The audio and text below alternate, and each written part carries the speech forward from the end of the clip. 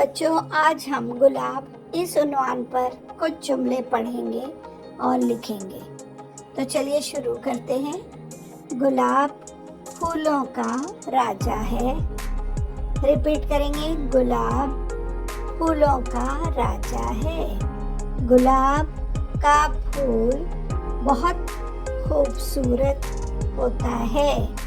गुलाब का फूल बहुत खूबसूरत होता है। नेक्स्ट, गुलाब की खुशबू बहुत अच्छी होती है। गुलाब की खुशबू बहुत अच्छी होती है। गुलाब से गुलकंद बनाया जाता है। गुलाब से गुलकंद बनाया जाता है। नेक्स्ट, गुलाब का रंग लाल, गुलाबी, सफ़ेद और पीला होता है।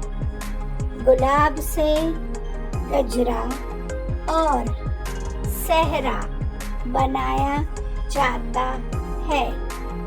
गुलाब का रंग लाल, गुलाबी, सफ़ेद और पीला होता है। गुलाब से गजरा और सेहरा बनाया जाता है।